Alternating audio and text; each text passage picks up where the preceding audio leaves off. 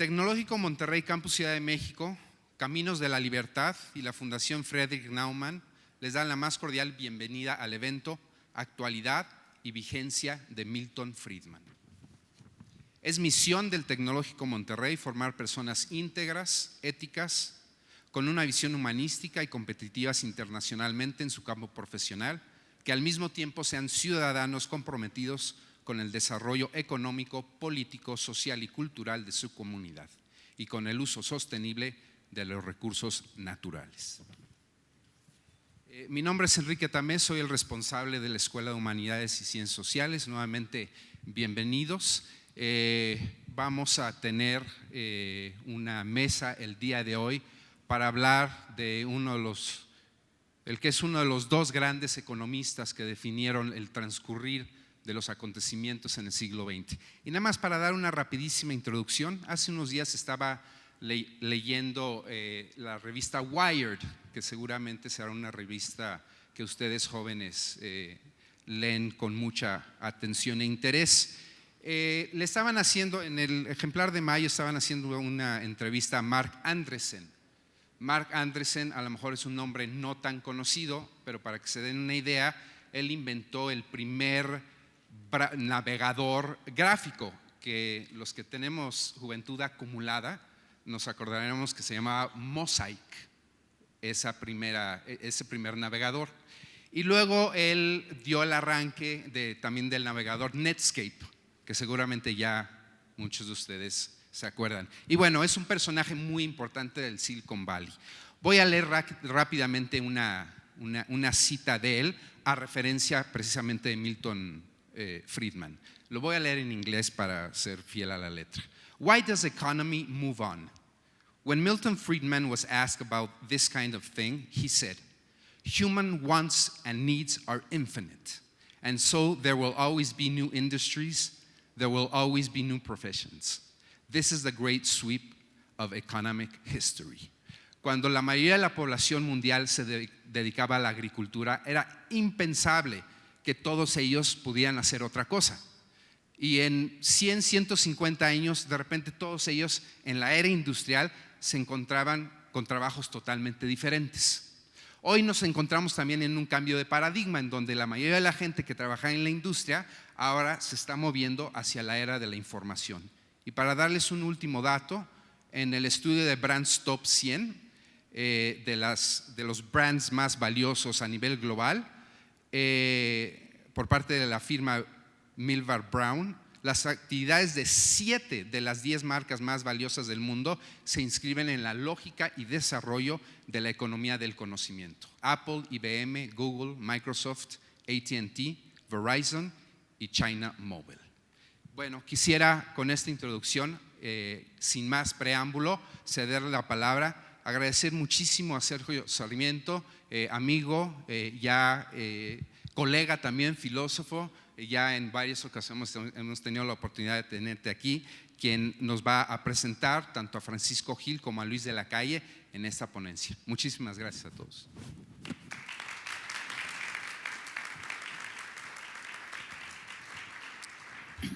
Bueno, gracias por estar aquí, gracias al Tecnológico de Monterrey por tenernos aquí en este campus. Gracias a todos ustedes por venir. Vamos a hablar en realidad de uno de los economistas que han tenido mayor influencia en la vida contemporánea. Muchas veces no nos damos cuenta qué tan influyente pudo haber sido Milton Friedman. Me parece que a veces ha sido reducido a una simple caricatura de lo que eran realmente sus ideas. Y hoy tenemos, de hecho, a dos grandes economistas para tratar de entender algunos aspectos de la obra de Milton Friedman. Francisco Gil Díaz ha sido secretario de Hacienda, también subsecretario de Hacienda. Actualmente es presidente del consejo de la empresa telefónica Movistar. Tiene una larga trayectoria en el mundo económico. Es economista del ITAM, tiene un doctorado en economía de la Universidad de Chicago y fue alumno de Milton Friedman. Por eso pensamos que sería una buena idea tenerlo aquí. Esto siempre ayuda mucho. Luis de la Calle ha sido ha sido subsecretario, ha sido economista, uno de los economistas más brillantes, escribe columnas en el periódico El Universal, participó de hecho en las negociaciones del Tratado de Libre Comercio de México, que ha sido uno de los tratados, yo diría uno de los actos de gobierno que han tenido mayor influencia en nuestra vida cotidiana. Recientemente sacó un libro que les recomiendo, es el libro de los Luises, y no me refiero a los reyes de Francia, sino a Luis Rubio y Luis de la Calle, que escribieron un libro que se llama Clase Mediero y que es una visión muy interesante de cómo México, a pesar de que nos han tratado de vender la idea de que somos un país pobre, en realidad es ya un país que se comporta como una nación de clase media. Estuvimos estudiando distintas formas de ver quién hablaba primero, quién hablaba después. Después de muchos esfuerzos, después de haber considerado la posibilidad de irnos a un sorteo, de utilizar los números de la Lotería Nacional para decidir a quién le tocaba, optamos. Se habló incluso del orden alfabético, esa fue una sugerencia de Francisco Gil Díaz. Finalmente optamos por un método democrático y decidí yo que empieza Luis de la Calle, continúa Paco Gil Díaz, y voy a cerrar yo con yo como soy el filósofo, el no economista aquí, voy a hablar de algo que también creo que es muy importante en el caso de Milton Friedman, que son sus ideas no económicas, sus ideas filosóficas, porque yo diría que a pesar de que no se le considera formalmente un filósofo, su filosofía de la libertad es uno de los legados más importantes que nos ha dejado. Y pues, ¿qué te puedo decir, Luis de la Calle? Alguien tiene que empezar platicándonos un poco de la importancia de Milton Friedman.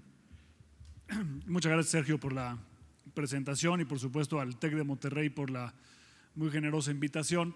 Me honra mucho compartir este panel con Sergio Sarmiento, que es un buen amigo y gran analista, y por supuesto con Paco Gil, que pues entre otras muchas cosas fue mi maestro y un ejemplo para todos nosotros. Y él sí fue alumno de Milton Friedman. Yo en realidad tengo muy poco que decir sobre Friedman, pero bueno, voy a aventurar algunas ideas. Para muchos de ustedes que están muy jóvenes, Milton Friedman a lo mejor les parece historia antigua, pero realmente, como bien decía Sergio, Friedman pues es una de las personas más influyentes del siglo XX, y en el terreno económico participó en una revolución del pensamiento económico que es muy importante y que ha tenido una enorme influencia en el desarrollo del mundo. Yo creo que Friedman es hoy en día, sin lugar a duda, uno de los principales economistas no solamente del siglo XX, sino de la historia.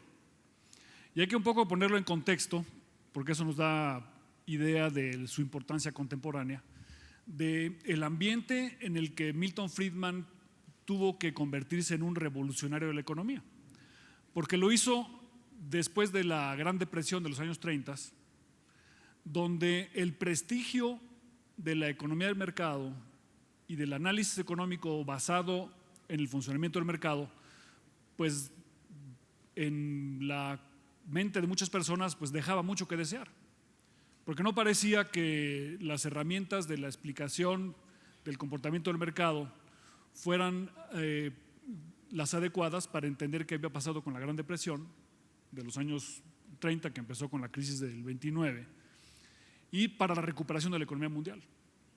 En esa época, en 1936, escribió Keynes su gran libro de macroeconomía, La teoría general de Keynes, que fue muy influyente por las próximas décadas. Y en ese contexto fue en el que Friedman empezó a trabajar como economista profesional y un poco a cuestionar lo que en esa época se consideraban como los preceptos rectores del entendimiento del comportamiento macroeconómico de las naciones. De hecho, en esa época se creó la macroeconomía. Antes de la Gran Depresión, la macroeconomía no existía como una disciplina separada de la economía, sino que solamente había, digamos, el entendimiento del fenómeno económico como tal.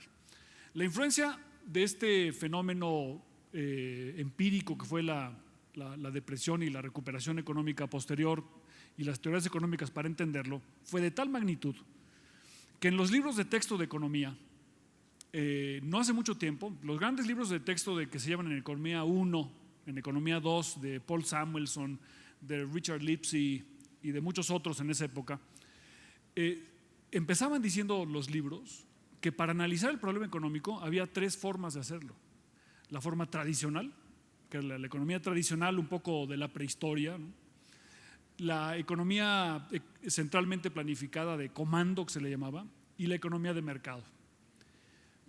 Pero incluso gente como Paul Samuelson decían, cuando escribieron estos libros en los años 50, 60, incluso 70, que los economistas no podíamos saber cuál de estos tres era superior en términos de ganar más eficiencia, más crecimiento económico. O sea, los grandes economistas premios Nobel no se atrevían a pronunciarse sobre la superioridad de la economía de mercado para originar un mayor bienestar, un mayor crecimiento económico que sobre la economía centralizada o la economía tradicional.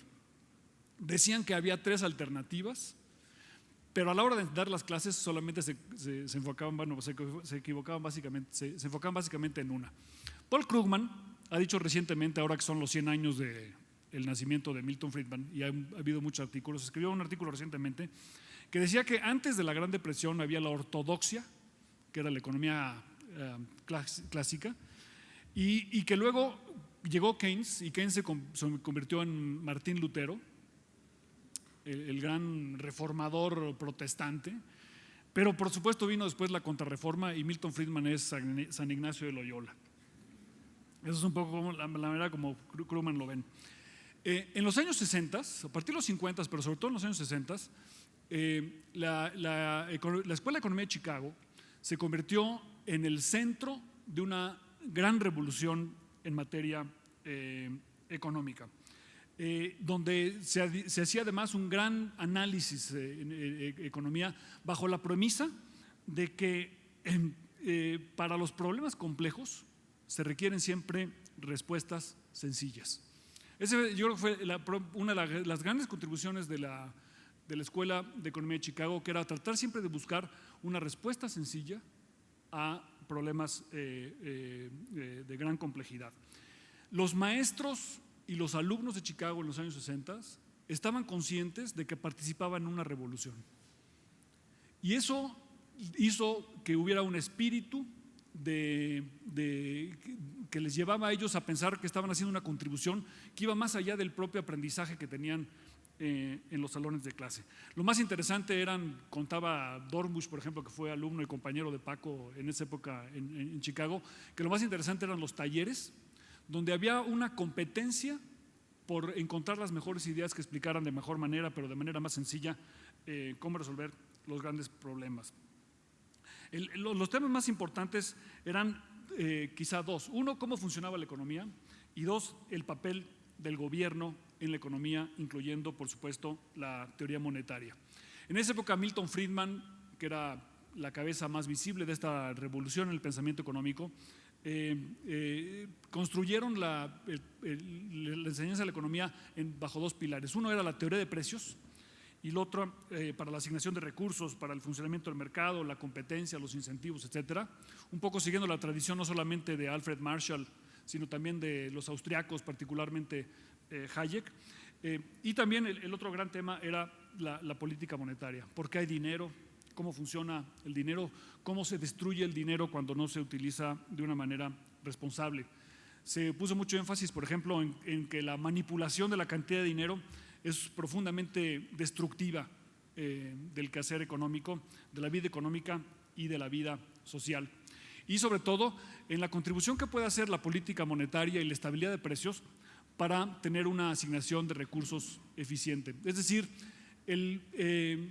la política monetaria no divorciada de la teoría de precios, sino complementaria a ella, porque sin estabilidad de precios es imposible tener un sistema económico que funcione adecuadamente, y la inestabilidad económica, la inestabilidad monetaria promueve una asignación subóptima de recursos. Para que el sistema de mercado funcione, lo que se requiere en el fondo es que haya una confianza en la sociedad. Este concepto, que es muy de la economía austriaca, pero también que fue ampliamente promovido por Milton Friedman, es muy importante, porque cuando uno entra a estudiar economía, se lleva la impresión de que tanto el consumidor como el empresario son egoístas, en el sentido que están tratando de maximizar su utilidad personal y las utilidades de las empresas, Pero en realidad el mercado no puede funcionar si no hay una confianza entre los participantes del mercado para poder hacer las transacciones. Entonces, la economía de mercado está fundada sobre el Estado de Derecho y sobre la posibilidad de hacer transacciones con el mayor número posible de actores. De hecho, el crecimiento económico es endógeno en el sentido de que se retroalimenta a sí mismo en la medida en la que maximiza el número de contactos y el número de conexiones, como el ejemplo de Wire Magazine, entre los distintos actores. Y para esto se requiere confianza para maximizar el tamaño del mercado, multiplicar las interacciones y las transacciones y permitir, por lo tanto, la especialización, que ese era el argumento original de Adam Smith, de que el progreso económico depende de que se puedan especializar las personas en lo que mejor hacen a través de la expansión del mercado, pero la expansión del mercado solo puede darse en una sociedad donde hay confianza y por lo tanto donde hay también Estado de Derecho. Bueno, Milton Friedman era el centro de esta revolución, que tenía, como les decía, 3 componentes: la teoría de precios, que hoy es la microeconomía; la teoría monetaria, que contribuye a la estabilidad de precios y por lo tanto a la asignación de recursos y a la planeación de largo plazo; y después el sistema que permite las transacciones, que es la certidumbre de operación en los mercados. Friedman además jugó 3 papeles distintos, ¿no? Uno como economista profesional. Y como economista profesional yo señalaría 2 de sus principales contribuciones. La primera de ellas, su libro de 1957, que se llamaba Una teoría de la función consumo. Este título, que parece un poco aburrido, era una contribución muy importante, que la hizo además simultáneamente con 2 keynesianos, Franco Modigliani y Aldo, que crearon esta teoría del ciclo económico en la vida. Y Friedman lo que hizo fue decir que los consumidores reaccionan no tanto al incremento transitorio en los ingresos, sino a la hipótesis del ingreso permanente.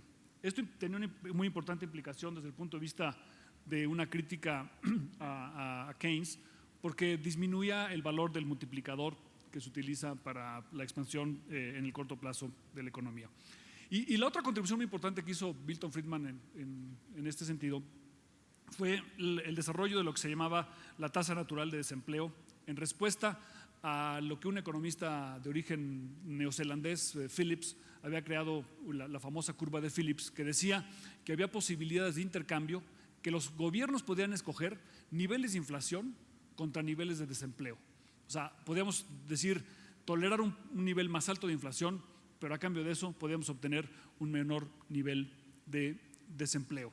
Y Friedman fue con Phelps el primer economista que puso en duda que hubiera esta posibilidad de transacción entre inflación y desempleo, que en realidad lo que dijo es que hay una posibilidad de que haya un intercambio entre inflación y desempleo solamente en el corto plazo, pero en el mediano y en el largo plazo eso no es posible.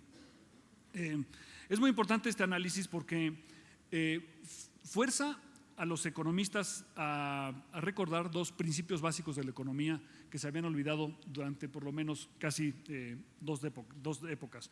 Una, que lo único que importa en economía son los precios relativos, no los precios absolutos.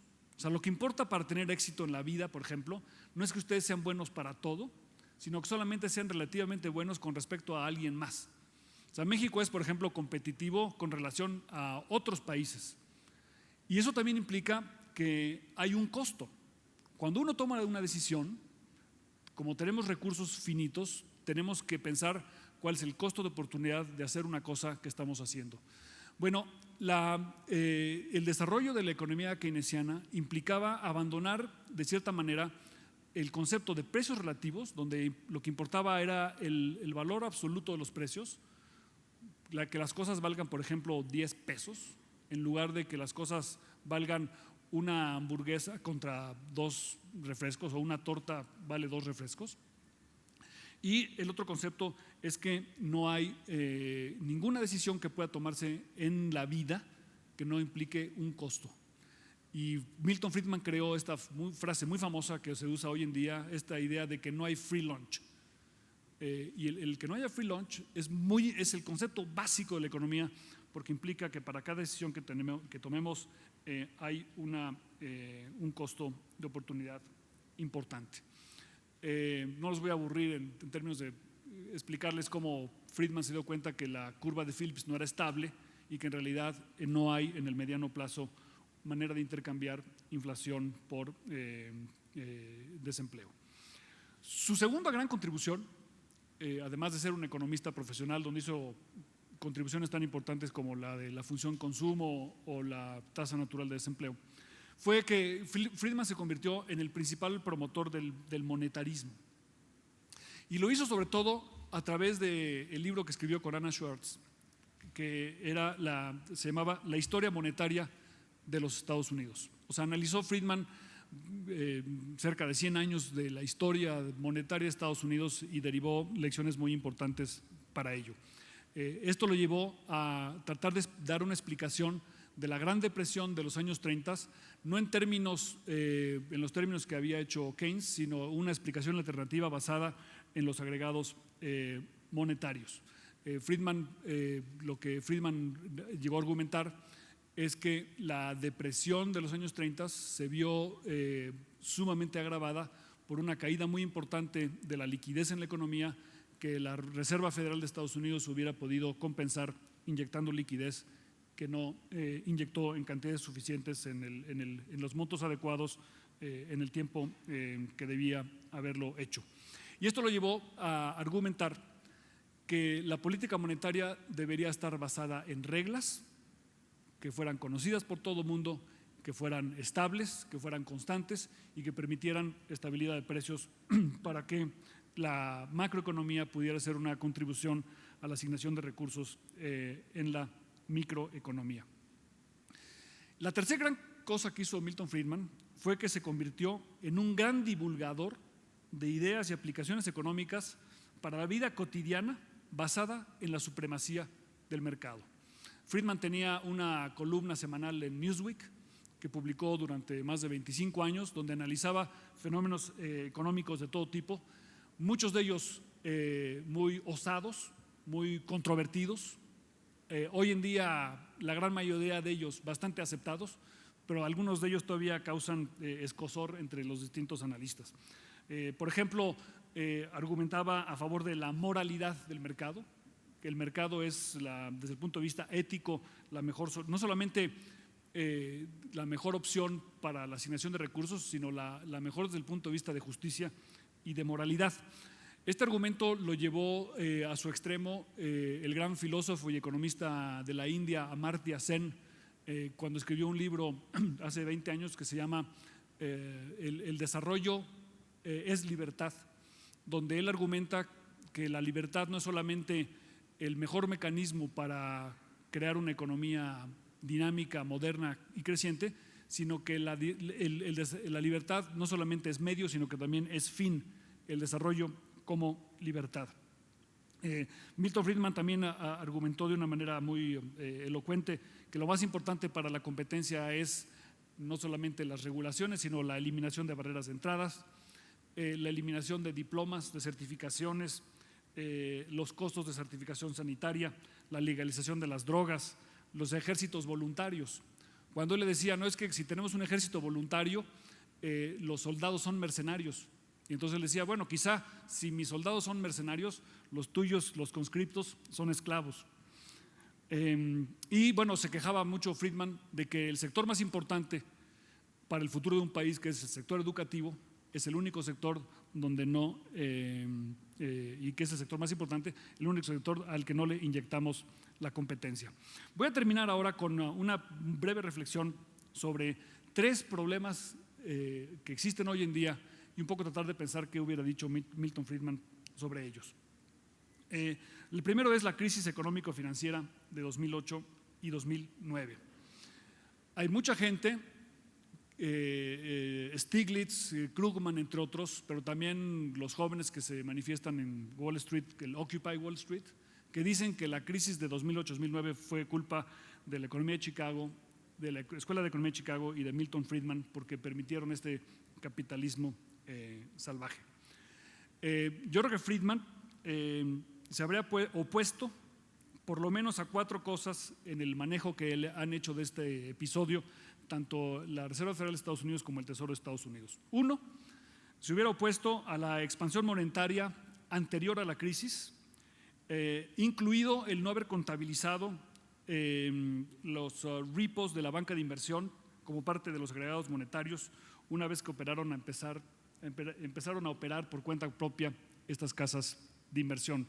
2, Friedman se hubiera opuesto al rescate que hizo Greenspan en 1998 de LTCM, que era un hedge fund que tuvo un muy importante impacto negativo sobre las posibilidades de rescate de la banca y de las instituciones financieras. O sea, se rescató una institución financiera que no era un banco, no era una casa de bolsa, sino que era un hedge fund donde se hacía arbitraje, y a pesar de eso, donde la gente metía su dinero sabiendo que podía perderlo, el gobierno de los Estados Unidos lo rescató, y ese rescate tuvo un efecto altamente pernicioso en el sentido que creó las bases para futuros rescates y además un incentivo para tomar riesgos desmedidos.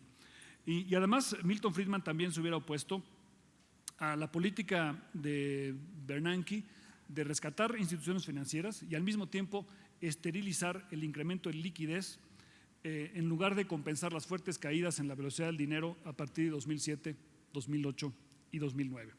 Sobre la crisis del euro, hay un debate que se dio en 2001 entre Robert Mundell, que era otro economista de la Universidad de Chicago, y Milton Friedman sobre si debía adoptarse el euro o no. Ambos estaban de acuerdo en que el euro era una cosa relativamente novedosa, porque era un banco central transnacional que emite una misma moneda para todos sus miembros, para la cual no hay precedente histórico, decía Milton Friedman. El principal problema del euro va a ser que si no tiene éxito económicamente, va a ser un gran fracaso políticamente en Europa. Friedman decía que él esperaba que estar equivocado y que su predicción sobre las dificultades del euro no fueran a realizarse, a pesar de que Mundell pensaba de que el euro le iba a dar a cada uno de los países su mejor política monetaria y que le iba a traer a Europa convergencia de tasas de interés. Y esa convergencia de tasas de interés iba a ser altamente benéfica cuando hoy en día se reconoce que uno de los principales problemas que se dieron en la Unión Europea precisamente es la convergencia de tasas de interés, y pensar que Alemania y Grecia podían tener los mismos términos crediticios para pedir prestado en el largo plazo. Cuando en el debate que tuvieron Mundell y Friedman, Mundell dijo que una de las grandes ventajas era precisamente que iba a haber una convergencia de las tasas de interés. Milton Friedman dijo: eso me recuerda lo que les dije yo hace muchos años, que no hay free lunch. Y el hecho de que se piense de que Grecia puede pedir prestado los mismos términos que el resto de Europa puede terminar siendo una bomba de tiempo que hoy sabemos que ya estalló. Y además Milton Friedman dijo en esa época que era altamente probable que los países europeos no cumplieran con los requisitos que se habían puesto en el Tratado de Maastricht, que implicaban un déficit de público de no más del 3% al año, una deuda sobre PIB de no más del 60% y el impedimento de rescatar a un país dentro de la Unión Europea. Estos 3 criterios de Maastricht, por supuesto, no se respetaron. Y la última cosa que yo quería decirles es que relacionado con México, esta idea de Milton Friedman de que para que funcione la economía se requiere del Estado de Derecho. No hay cosa más importante, nos diría Friedman hoy si estuviera en México, que la protección de los derechos de propiedad. No de la propiedad privada, sino de todo tipo de forma de propiedad, ya sea pública, colectiva, ejidal y privada. No vamos a ser un país moderno, competitivo en México hasta que no se respeten los derechos de propiedad, porque sin el respeto a los derechos de propiedad no vamos a tener la movilidad de recursos que se requiere para realmente incrementar la competitividad del país. Por eso son tan importantes el cobro del impuesto predial y los parquímetros. Si el gobierno no puede ejercer los derechos de propiedad sobre la propiedad pública, difícilmente va a defender la propiedad ejidal y la propiedad privada. Yo creo que Milton Friedman estaría de acuerdo con el otro gran mexicano liberal, Benito Juárez, que hubiera dicho hoy, si estuviera quizá aquí con nosotros, que el respeto al derecho ajeno es la competitividad. Finalmente les cuento una anécdota y con esto termino. En los años 60, el embajador de Estados Unidos en la India era John Kenneth Galbraith. Galbraith había sido asesor de John Kennedy en materia económica y era un economista muy reputado de la Universidad de Harvard. Y Friedman fue invitado a la India a dar una conferencia y le mandó una carta el embajador de Estados Unidos a Friedman diciéndole lo siguiente: no puedo pensar en ningún otro lugar del mundo donde sus ideas, las de Friedman, sobre el libre mercado puedan hacer menos daño que en la India. Por supuesto, la India empezó a crecer a tasas importantes en los últimos 20 años, cuando empezó a adoptar algunas de las ideas que Milton Friedman les dijo en los años 60, donde supuestamente, según Galbraith, pues no le haría ningún daño, porque quizá una de las economías donde había una mayor intervención del Estado en los años 60 era precisamente la India. Muchas gracias. Gracias a Luis de la Calle. De hecho, recordaba hoy una frase de John Kenneth Galbraith, precisamente, que decía que los pronósticos económicos se hicieron para hacer quedar bien a la astrología. Pero en fin, el hecho está en que, fíjense lo que son las cosas curiosas. Nos han traído aquí para participar en una mesa. Yo todavía estoy buscando la mesa, pero en fin, se supone que esto que estamos viendo es una mesa. Y bueno, pues qué mejor para hablar en esta mesa que Francisco Gil Díaz, quien fue discípulo tanto de Milton Friedman como posteriormente de Robert Mundell. Francisco. Muchas gracias, Sergio. Muchas gracias por la invitación y la oportunidad de estar con ustedes, colegas del TEC de Monterrey. Yo estuve 4 años en Monterrey, en el TEC de Monterrey, así que me siento parte de la institución. Y no solo estuve 4 años, sino que por primera vez en mi vida estudié cuando llegué al TEC de Monterrey. Bueno, pues después de esta clase de Luis Fernando de la Calle, siento mucho que por la diferencia de edades no haya yo sido su alumno. Me hubiera encantado que fuera mi maestro Luis Fernando. Qué exposición tan extraordinaria. Pero también pues me molestó mucho, a pesar de lo buena que hizo su presentación, que abarcara tantos temas, porque ahora ya no tengo nada que decir. Bueno, les puedo platicar un par de anécdotas de Milton Friedman. En una ocasión, cuando China era comunista, no una economía de mercado como ahora, lo invitaron los chinos y tuvieron varias entrevistas con él.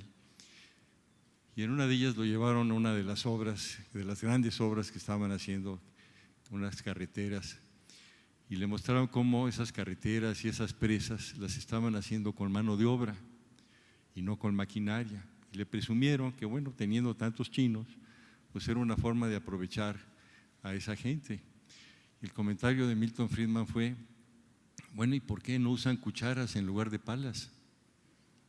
Estarían empleando a muchísima más gente.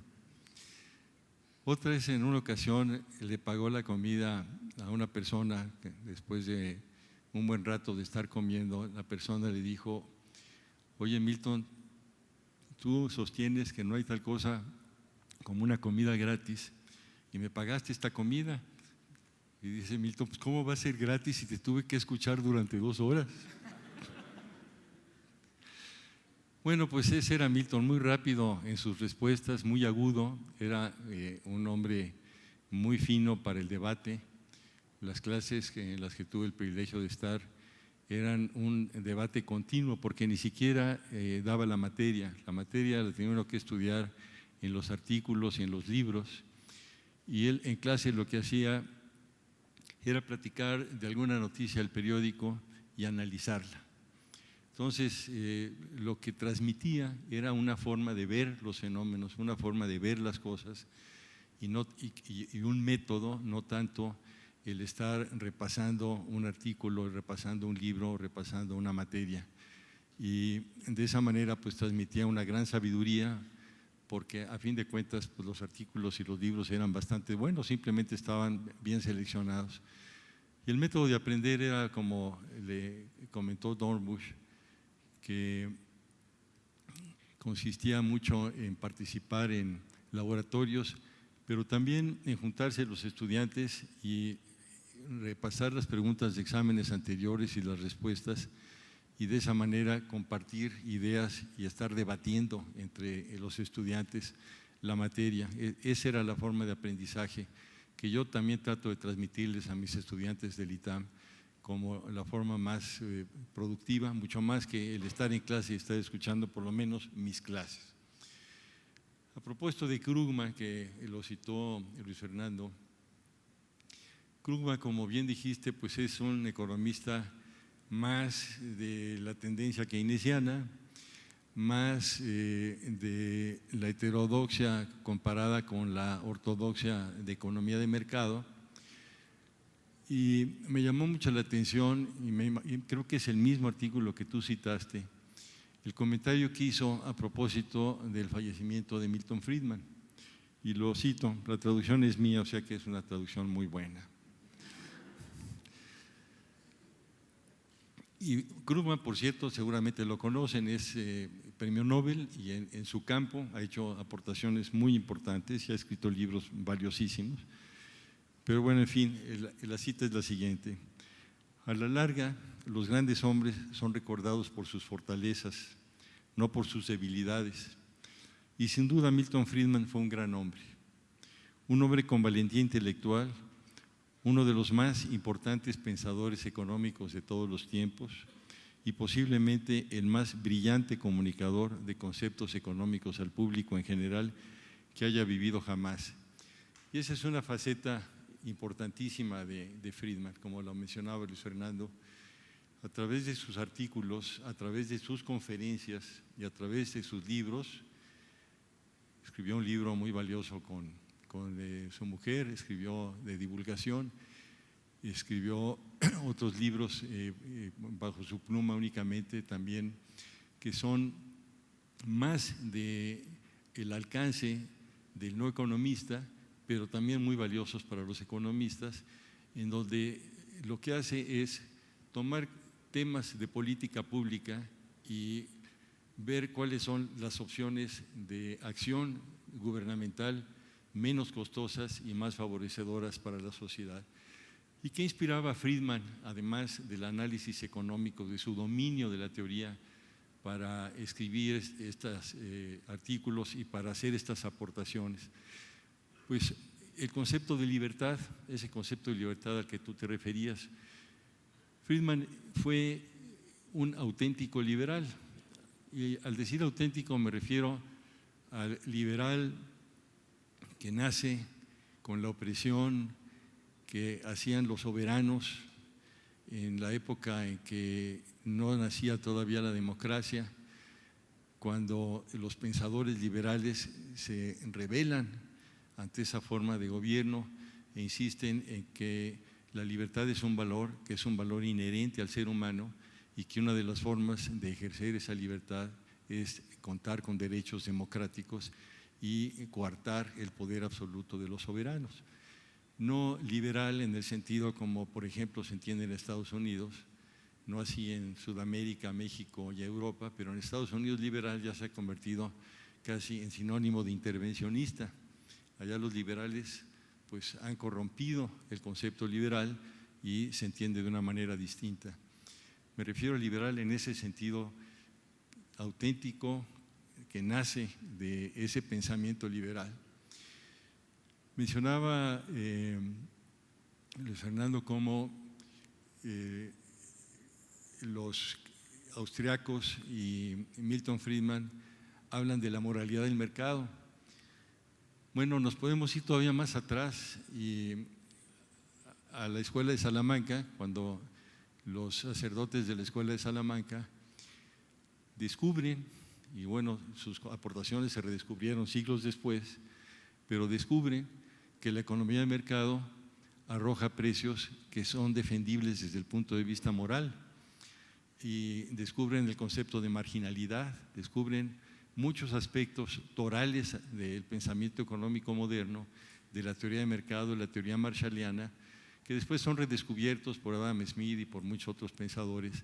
Pero fíjense qué tan atrás nos podemos ir prácticamente a la época del Renacimiento y encontrar personas que se dedican a investigar, a pensar, a filosofar y descubren algo parecido o casi igual, diría yo, no solo parecido, a este concepto moderno de la moralidad del mercado.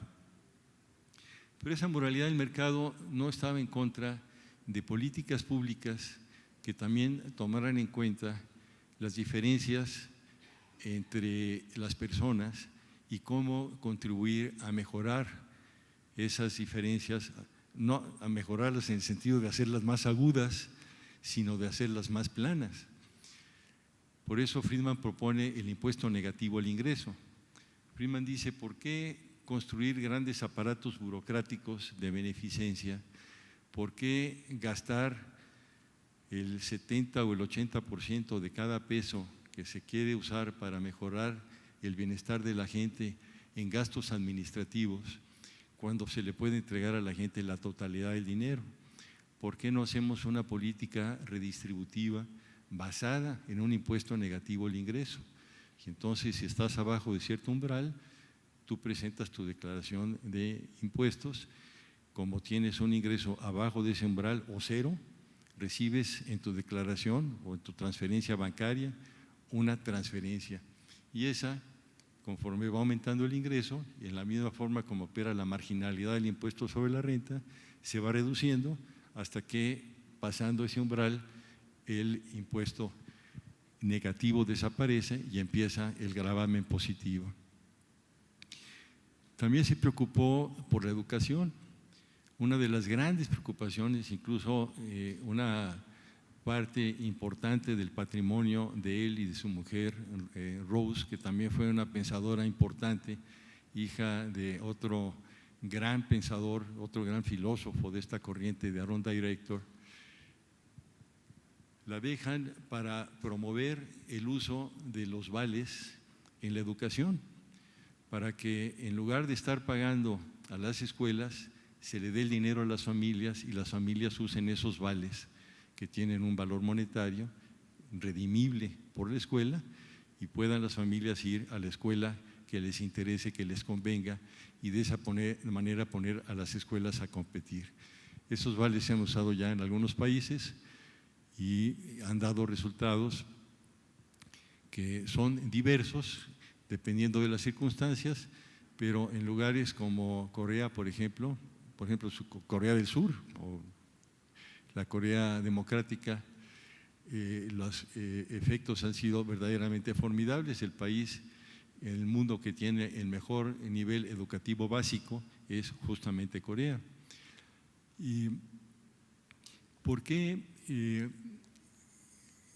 apoyar, como lo hizo esta transferencia y esta forma de hacerlo, a la educación básica? Porque decía, cuando hay externalidades, cuando hay efectos sobre terceros, pues es importante que el gobierno los tome en cuenta en sus políticas públicas. Y claramente hay una externalidad, hay un efecto de política pública que requiere de una intervención. En el caso de las escuelas que dan educación básica, que imparten las materias de educación básica, porque el saber leer y escribir, el tener los rudimentos básicos de aritmética, pues son ingredientes necesarios para la convivencia, esa convivencia civilizada a la que hacía referencia Luis Fernando, que es uno de los ingredientes esenciales del buen comportamiento de la economía. Me tengo que brincar muchas tarjetas porque prácticamente agotó el tema. No nos agotó a nosotros, pero el tema sí lo agotó Luis Fernando.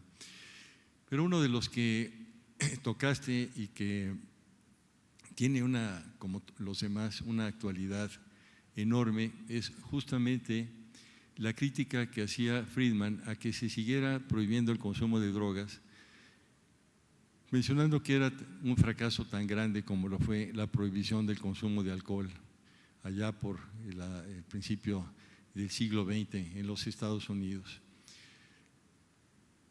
Y decía claramente, no estoy en favor del consumo de drogas, me parece abominable que los jóvenes o los adultos consuman drogas.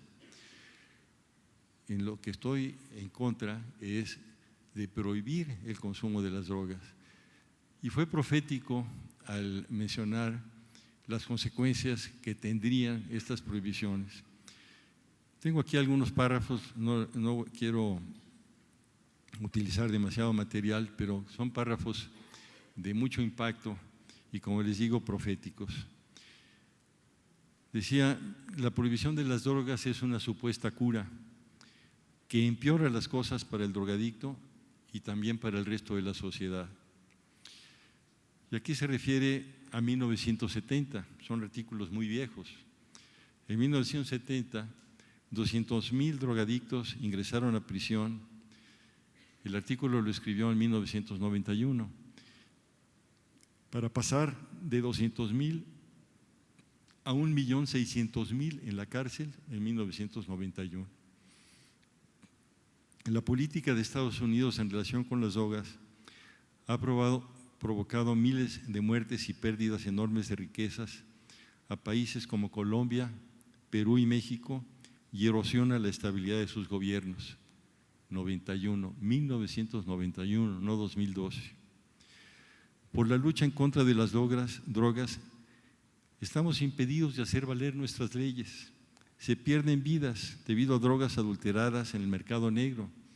Decía él, estamos prohibiendo el consumo de drogas que se pueden claramente especificar y vender como se venden los productos, respetando ciertas normas, y por el control de las drogas pues están surgiendo productos químicos y adulteraciones de los productos básicos muy peligrosas. Bueno, pues el problema que él señalaba en 91 es muchísimo peor ahora, pero ya lo señalaba. Se fomenta una cultura de violencia, de falta de respeto por la ley, se corrompen autoridades y se ignoran los derechos civiles. ¿Qué nos diría Friedman ahora?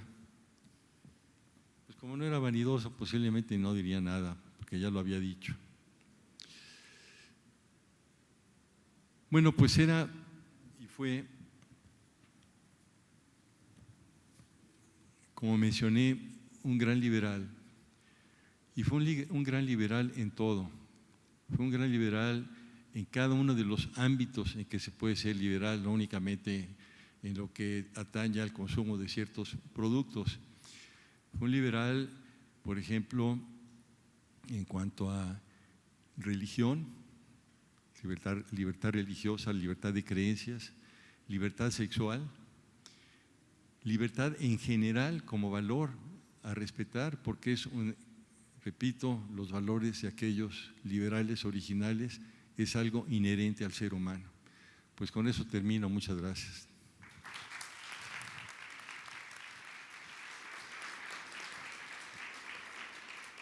Bueno, gracias a Francisco Gil Díaz, que si se quejaba él de que Luis de la Calle, no sabía que eras Luis Fernando, pero ya tomo nota, si se quejaba de que Luis de la Calle había invadido su propiedad privada, imagínense yo que iba a tratar los temas no económicos, que son temas muy importantes. Y como es un tema que vale la pena tratar antes de pasar a preguntas y respuestas que me parece que deben ser muy importantes hoy, sí quiero enfatizar que me parece paradójico que Milton Friedman, quien nació el 31 de julio hace 100 años exactamente, 1912, se ha considerado en México como un pensador conservador, cuando es, como lo señalaba Francisco Gil Díaz, uno de los pensadores más liberales en la historia, uno de los liberales más puros que siempre defendió la idea de libertad. Por supuesto, si aceptamos estas ideas o estas acepciones, estas definiciones que se utilizan ahora en algunos países de que liberal es precisamente el que combate la libertad económica o personal, pues a lo mejor podemos llegar a esa conclusión, pero en cada uno de los elementos, en cada una de sus ideas, finalmente Milton Friedman estuvo peleando por la libertad. Era un hombre pragmático. Por ejemplo, él señalaba que la libertad de mercado no aseguraba necesariamente la libertad política. Decía, la libertad de mercado es necesaria, es una condición necesaria para tener libertad política, pero no es una condición suficiente. Necesitas otros elementos, y él sabía que había regímenes que habían construido economías de mercado, pero que tenían condiciones de autoritarismo en su medio. De hecho, su relación con Chile fue muy controvertida en este sentido. Se ha acusado a Milton Friedman de haber sido asesor de Pinochet, el dictador chileno. En realidad nunca lo fue. Sí fue a Chile y de hecho habló en una conferencia acerca de los riesgos de los regímenes autoritarios como el que tenía Chile en esos momentos, y Pinochet quiso hablar con él. Él habló con Pinochet y le dijo, de hecho en una carta que ha sido citada muchas veces, cuáles eran todos los problemas económicos en los que estaba incurriendo el gobierno de Pinochet. Y es significativo que Pinochet contrató un nuevo equipo de finanzas, tuvo nuevos funcionarios, hubo cambios importantes en la política económica, se adoptaron muchas de las recomendaciones de Milton Friedman, y esto permitió que la crisis económica que tuvo Chile, que había empezado durante el régimen de Salvador Allende, pero que continuó durante los primeros años de la dictadura de Augusto Pinochet, pudiera llevar a partir de los años 80 a que la economía chilena fuera una de las de mayor crecimiento, de mayor prosperidad en América Latina y ciertamente en el mundo. Era un liberal, sin embargo, no solamente en lo económico. Por supuesto que defendía la libertad de mercado, aunque como dice Francisco Gil Díaz, es muy interesante su concepto del impuesto negativo, porque lo que él decía, bueno, si vamos a compensar, si vamos como sociedad a ser solidarios, por lo menos hagámoslo de forma eficiente. Y en este sentido lo que planteaba es: no crees grandes instituciones burocráticas, simple y sencillamente regrésale dinero, dale dinero a quienes no tienen un ingreso que consideres mínimo para la sociedad, pero hazlo de forma automática, sin en realidad generar estos ejércitos burocráticos que son pues tan queridos en nuestro país. Ustedes se habrán dado cuenta que aquí creamos instituciones para ayudar a los campesinos y al rato ya hay más burócratas que campesinos beneficiados, y bueno, esto ocurre a todo lo largo y lo ancho de las burocracias. De hecho, era un gran crítico de las burocracias. Sí fue asesor, curiosamente, del gobierno de Ronald Reagan allá en los años 80, pero cuando le preguntaban a Milton Friedman cuál era su mayor orgullo, él no planteaba la política de impuestos, la política fiscal de Ronald Reagan. Ciertamente no estaba orgulloso del incremento del déficit de presupuesto que se registró en el gobierno de Ronald Reagan, pero él decía que lo más importante que había logrado era que se eliminara la conscripción militar. Parecería paradójico esto en el caso de alguien que nos están diciendo que era un conservador, pero es que precisamente no era conservador, y él consideraba precisamente que la conscripción militar, la leva, para empezar, favorecía de una manera injusta a los hijos de las familias prósperas, porque quienes ingresaban a las universidades tenían una exención para no ser conscriptos, para no participar en la leva militar, mientras que los hijos de las familias pobres tenían que ir a Vietnam, tenían que ir a las guerras de los Estados Unidos, de manera que era un sistema sumamente injusto, y planteó la necesidad de que hubiera un ejército profesional y un ejército en que solamente aquellos que quisieran ingresar tuvieran que hacerlo. Le dijeron que no iba a haber suficiente número de personas que quisieran entrar, y no es cierto. Finalmente se demostró que sí se podía lograr. Desde el punto de vista moral, ético, de la vida social, es donde encontramos quizás los mayores ejemplos de liberal de Milton Friedman, en contraposición con este conservador de caricatura que nos han tratado de presentar. Ya hablaba Francisco Gil Díaz del tema de las drogas, y sí fue un tema que él defendió desde un principio. Milton Friedman no consideraba que un gobierno tuviera el derecho de prohibirle a una persona el utilizar cualquier tipo de sustancia, aunque fuese una sustancia dañina. Tenía, por supuesto, el recuerdo de la prohibición en los Estados Unidos, con los terribles daños, con los tremendos daños que esto hizo a la sociedad, y siempre consideró que el problema de las drogas debía enfrentarse de otra forma. Por supuesto, no estaba a favor de que todo el mundo consumiera drogas. Lo mismo ocurría con el problema de la prostitución. Él consideraba que el gobierno no tenía derecho a prohibir una actividad en la que dos personas ingresaran de mutuo acuerdo. Esto resulta todavía quizás más chocante para los grupos conservadores que de alguna forma quieren ver en Milton Friedman a uno de sus héroes. Yo puedo imaginar que si algunos de los candidatos del Partido Republicano en estos momentos vieran realmente cuáles fueron las posiciones de Milton Friedman en tantos temas, no solamente los económicos, pues no se sentirían tan a gusto respetando o celebrando los 100 años del nacimiento de Milton Friedman. Como en tantas otras cosas, él planteaba que lo que podría en todo caso hacer el Estado es buscar una transparencia, buscar educación, que se conocieran los efectos de las drogas, que se conocieran los efectos de la prostitución. Por supuesto, hubiera estado completamente en desacuerdo con cualquier tipo de trata de personas en que se obligara a una persona a ejercer la prostitución, pero él planteaba que no había lugar en una sociedad libre para leyes que prohibieran cualquier tipo de relación a la que dos personas adultas accedieran en un momento determinado. En materia educativa, efectivamente los vouchers, los vales educativos, el bono educativo, como se le ha llamado también, era una forma en la que él encontraba que se podía establecer una forma de competencia dentro de las escuelas. Le inquietaba que las escuelas públicas no tuvieran, o que las escuelas en términos generales, incluso las universidades, porque él señalaba que buena parte de las universidades en los Estados Unidos eran instituciones que no eran universidades o escuelas que tuvieran un lucro, que tuvieran un deseo de generar un ingreso, y le inquietaba mucho esta idea de que en particular las escuelas públicas primarias y secundarias, lo que viéramos es un subsidio muy fuerte, pero a las propias escuelas, que beneficiaba directamente a los grandes sindicatos de maestros. Y lo que él decía, el subsidio, si se quiere dar un subsidio a la educación, vamos a dárselo a las familias y que las familias escojan a qué escuela ir.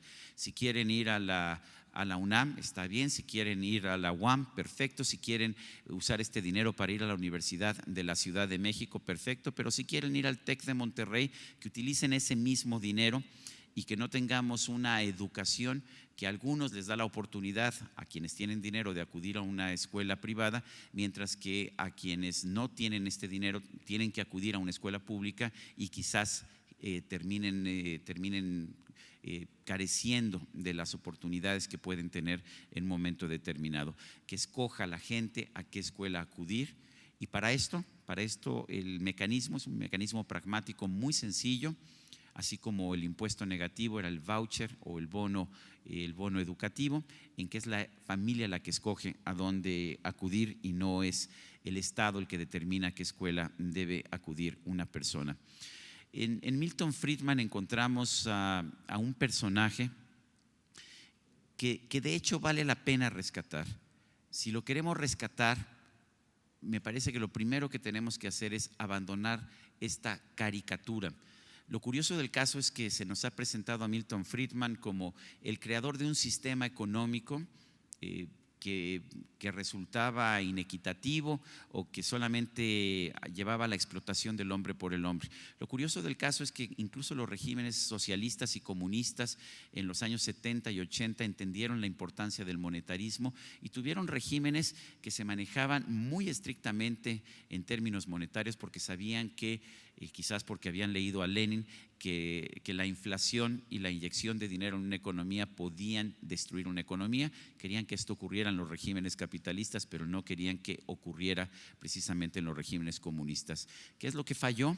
en estos regímenes que utilizaban el monetarismo, pues un elemento que también podían haber encontrado en las obras de Milton Friedman y de otros economistas liberales. ¿Cuál era el elemento que faltaba?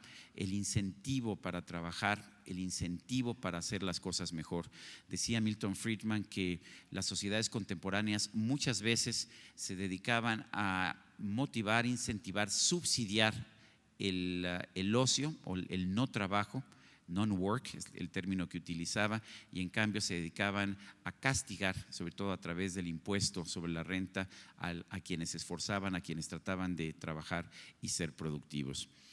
Si vamos a recordar a Friedman, yo creo que hay que recordarlo como ese liberal que fue, un hombre que pensó que el ser humano no debía ser dominado por el gobierno, que los gobiernos finalmente debían ser instrumentos de los individuos para darse una convivencia de forma pacífica, y que por lo tanto el gobierno no tenía el derecho de prohibirle al individuo ni las relaciones sexuales, ni los consumos de sustancias, ni siquiera las relaciones de mercado entre adultos cuando eran relaciones consensuales. Y bueno, si recordamos precisamente a Milton Friedman como este pensador que trascendió, de hecho, su rama de actividad, donde obtuvo el premio Nobel, esta rama académica, para convertirse en uno de los grandes pensadores de la libertad, en uno de los grandes defensores de la libertad. Me parece que no solamente estaremos recordando a un hombre que trascendió, de hecho, a su época, sino que podremos utilizar sus lecciones para construir un mundo mejor y, ¿por qué no?, para construir también un México mejor.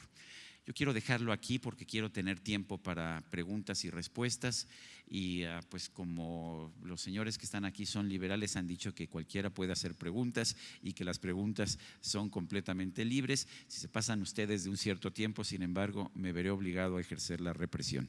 De manera que adelante. Yo sé que siempre la primera pregunta es la más difícil, pero ya tenemos una. Adelante, ¿sí? Te van a pasar un micro, por favor. A mí me gustaría saber, soy estudiante de Relaciones Internacionales, y me gustaría saber si en el 2008 la actuación de los gobiernos fue la correcta.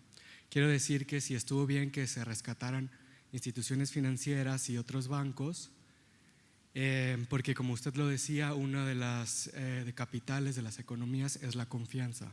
Si esto no hubiera pasado, ¿no se hubiera dilapidado más la confianza de los inversores? Paco, ¿quieres tomar esta? Tú tienes tu propio, es de tu propiedad. Bueno, es propiedad del TEC de Monterrey, pero lo puedes tener como de tu propiedad hasta la 1 de la tarde.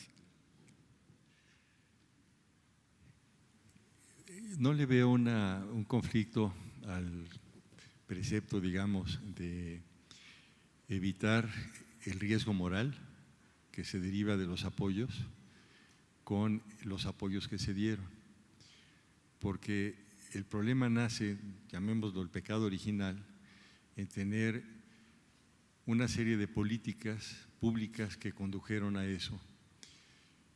El estar subsidiando la venta de casas, el estar bajando los criterios crediticios, que fue una acción pública de varios gobiernos, no únicamente de los gobiernos demócratas, fueron tanto demócratas como republicanos, para que los enganches fueran cada vez más bajos, para que la latitud en la concesión de los créditos fuera cada vez mayor, para creer que porque se tenía el imprimatur de las empresas calificadoras, el papel que se estaba bursatilizando tenía características AAA y que por lo tanto era merecedor de toda confianza cuando no había sido sujeto de un análisis de crédito, cuando es el propio gobierno el que crea todo eso y además se trabaja con banca que funciona con reservas parciales.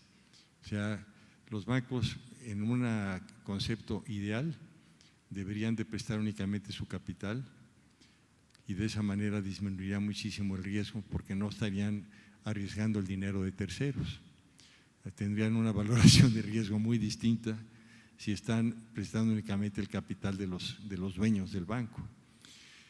pero toda vez que se llegó a una expansión del crédito, resultado de una combinación de malas políticas públicas, de una suma de muchas políticas públicas malas y a una situación de iliquidez y de insolvencia de los bancos.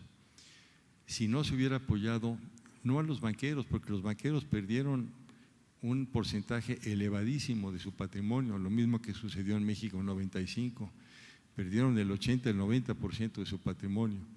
Se apoyó a los ahorradores para que no hubiera corrida sobre los bancos. Allí Bernanke, que cometió errores con anterioridad, igual que Greenspan, en la falta de supervisión del sistema financiero, en no darse cuenta del fenómeno que se estaba incubando, porque no se dieron cuenta, al contrario, creyeron que era algo muy bueno, aceptando esa falta, esa omisión, por lo menos aprendió la lección de ese libro de Friedman que citó Luis Fernando, de la historia monetaria de Estados Unidos, en el que claramente Friedman identifica la falta de respuesta del Federal Reserve en aquella época, cuando había corrida sobre los bancos, y permitió que se contrajera el crédito salvajemente y se fuera el mundo a la gran depresión que tuvo que experimentar, que fue espantosa, con suicidios, quiebras de empresas, ruina de familias, en fin. Se evitó eso. Se evitó de la mejor manera, yo creo que es discutible. Se evitó de manera permanente, de tal suerte que lo que está haciendo ahora es ideal y no va a conducir a algunos problemas por la acumulación de pasivos distintos, de pasivos gubernamentales en que está incurriendo el FED, es discutible. Que haya hecho bien y que siga haciendo bien al comprar cantidades ilimitadas de deuda del gobierno, algo que por ejemplo el Banco de México no puede hacer. Está aplanando la curva de tasas, el FED, tomando papel de largo plazo, que esté haciendo lo correcto al provocar un efecto financiero de esa naturaleza. Todo eso es discutible, pero por lo menos yo si por allí apuntaba tu duda acerca de si se hizo bien en impedir las corridas sobre los bancos, me parece que hicieron bien en asumir su papel de prestamista de última instancia a los bancos centrales, tanto en Estados Unidos como en Gran Bretaña, como a trompicones lo están haciendo el Banco Central Europeo. Luis, ¿quieres añadir algo?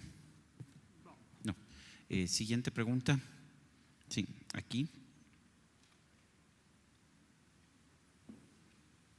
Gracias. Bueno, mi pregunta sería, ¿cuál sería la perspectiva de Milton Friedman sobre el salario mínimo? Si cree que es un obstáculo para la competitividad o ayuda a reducir la pobreza. Luis, ¿quieres tomarlo? Bueno, Milton Friedman se oponía al salario mínimo porque el salario mínimo, dependiendo del nivel que lo fijes, causa una distorsión de mercado y hace que la cantidad de mercado del mercado laboral sea menor a la óptima, y además empiezas a segmentar el mercado donde tienes un sector protegido que tiene el salario mínimo que es más alto que el salario de mercado con respecto a otros. Ahora, si el salario de mercado está por debajo el salario mínimo está muy por debajo del salario de mercado y no tiene mayor impacto, bueno, que es un poco la situación que tenemos hoy en día en México, pues es otra cosa, ¿no? Milton Friedman hubiera pensado que, además hay que pensar también que cuando Friedman escribió este tipo de cosas, se estaba experimentando un periodo inflacionario importante, y una de las críticas también al salario mínimo es que se convierte en un mecanismo que perpetúa los procesos inflacionarios. Uno de los retos que tiene, por ejemplo, hoy Brasil es que Brasil tiene en su organización industrial un compromiso de incrementar el salario mínimo ligado al crecimiento del Producto Interno Bruto nominal de Brasil, y esa indexación del salario hace que sea muy difícil conseguir las condiciones macroeconómicas que le lleven a una cierta estabilidad, porque si cumples tú con la promesa de incrementar el salario con respecto a el salario mínimo con respecto al crecimiento del Producto Interno Bruto nominal, puedes entrar en una espiral inflacionaria que no puedes, que te costaría un poco de trabajo parar. Entonces yo creo que Friedman hubiera criticado el salario mínimo desde 3 puntos de vista. Uno, que el salario mínimo hubiera dificultado la entrada de jóvenes con poca preparación al mercado laboral. Dos, que hubiera reducido la cantidad de trabajo en el mercado y que hubiera creado una segmentación de mercado. Y tres, que hubiera propiciado condiciones de posible inestabilidad macroeconómica, en el sentido de que el incremento, las correcciones al salario mínimo pueden llevar a un proceso inflacionario creciente. De hecho, yo quisiera añadir una observación que hace Thomas Sowell, no sé si lo conozcan, un economista de raza negra en Estados Unidos, que señaló en uno de sus libros que el establecimiento del salario mínimo en los Estados Unidos constituyó un acto de genocidio en contra de la raza negra. Sus argumentos son: se estableció un salario mínimo que era de un nivel adecuado quizás a la población blanca en los Estados Unidos, pero que hizo que aumentara de forma muy importante el desempleo entre la población de raza negra, que tenía un menor nivel de educación, había tenido menores oportunidades, y que el resultado fue que se generó toda una cultura de familias que nunca habían tenido trabajo, que nunca tenían trabajo, que vivían del welfare, todo debido a un salario mínimo que estaba colocado a un nivel que hizo que se incrementara el desempleo entre la población de raza negra. Antes del salario mínimo, decía, había salarios diferentes entre blancos y negros, pero la tasa de desempleo era igual. El momento en que se estableció el salario mínimo, se incrementó de manera extraordinaria la tasa de desempleo entre la población negra. Hasta la fecha, a pesar de que ha habido avances educativos entre la población de raza negra, el desempleo entre la población de raza negra en los Estados Unidos es muy superior al de la población blanca. De hecho, probablemente si Friedman estuviera hoy vivo, le estaría recomendando a los países de la Unión Europea dos medidas para fomentar la actividad económica y el empleo en esa región donde hay problemas muy serios de empleo. Uno es la libertad para la apertura del comercio al detalle en términos de horarios y de días de trabajo, y dos, probablemente la disminución del salario mínimo, porque eso generaría inmediatamente un decremento de la tasa de desempleo en Europa. De hecho, uno de los países que parece que está saliendo, pese al endeudamiento salvaje que adquirió, porque Irlanda toma pasivos de fuera para prestarlos fuera, y en el momento de la crisis, no obstante que no había un problema de corrida de sus ciudadanos sobre sus bancos porque eran pasivos de fuera, prestados fuera, reconoce todos los pasivos del gobierno y le aumenta la deuda de ser un porcentaje muy bajo del tamaño de la economía a unos niveles astronómicos y se mete en un embrollo espantoso. Bueno, pues una de las medidas que ha tomado, porque ha sido bastante sensata, después de eso cambió el gobierno, la política económica del gobierno irlandés es bajar los salarios, y eso, que no lo han hecho otros gobiernos, le está permitiendo a Irlanda salir del problema. Siguiente pregunta.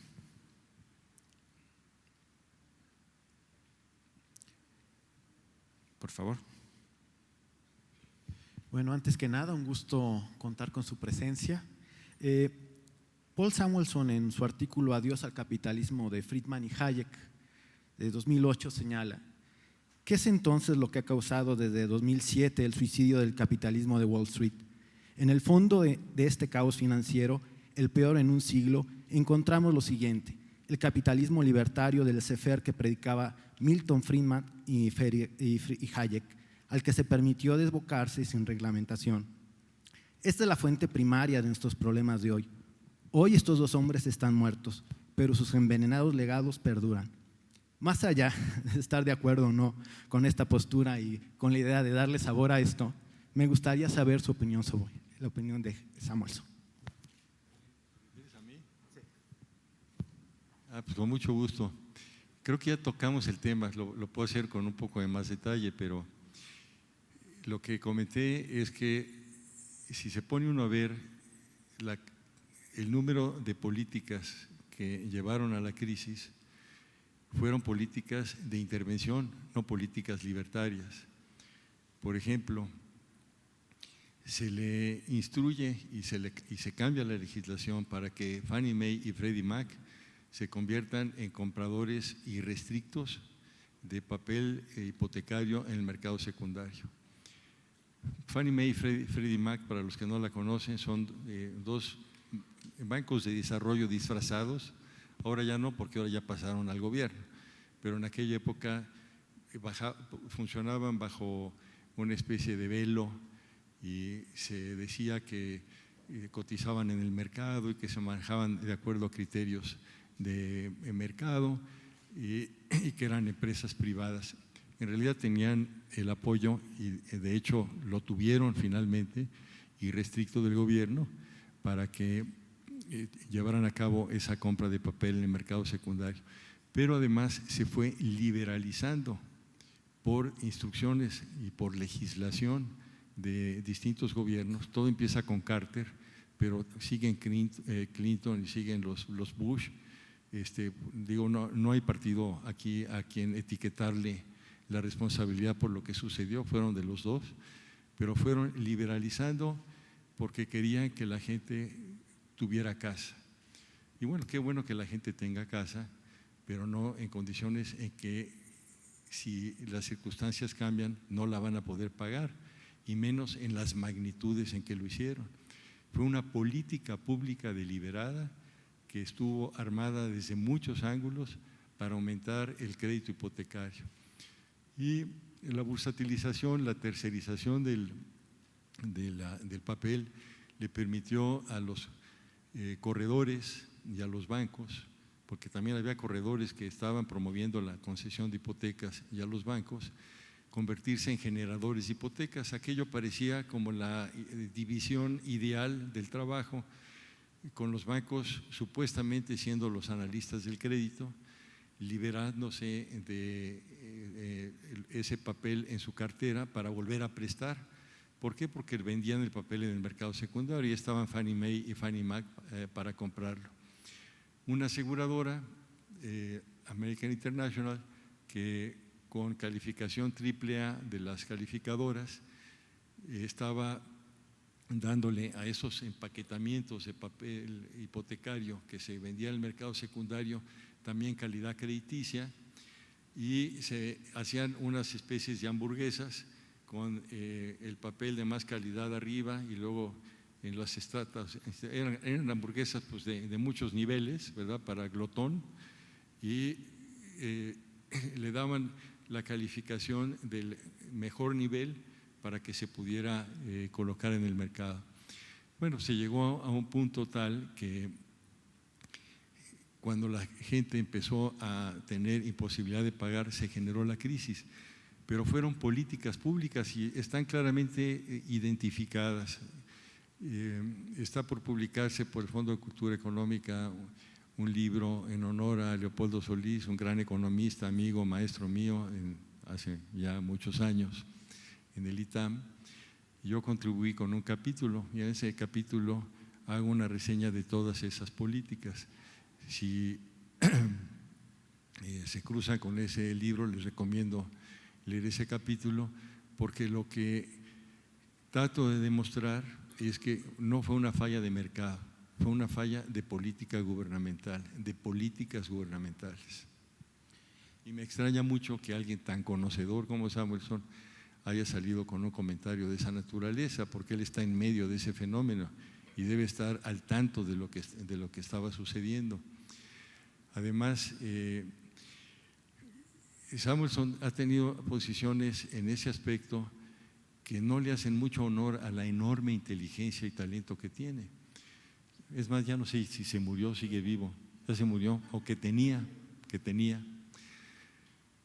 Sí, por ahí hay un artículo que reseña los cambios en el libro introductorio a la economía de Samuelson a lo largo de los años.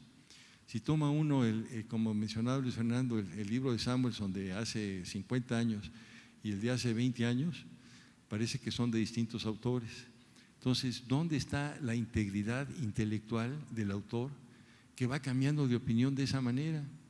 Es algo realmente sorprendente.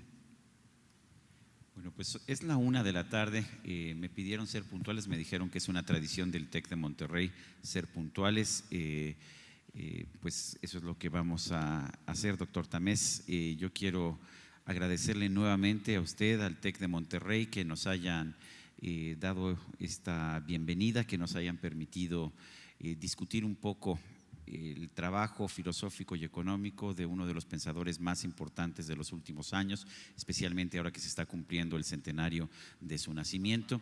Y bueno, para la próxima, espero que para la próxima mesa tengamos una mesa donde comer nuestras hamburguesas de papeles hipotecarios. Muchas gracias por estar con nosotros.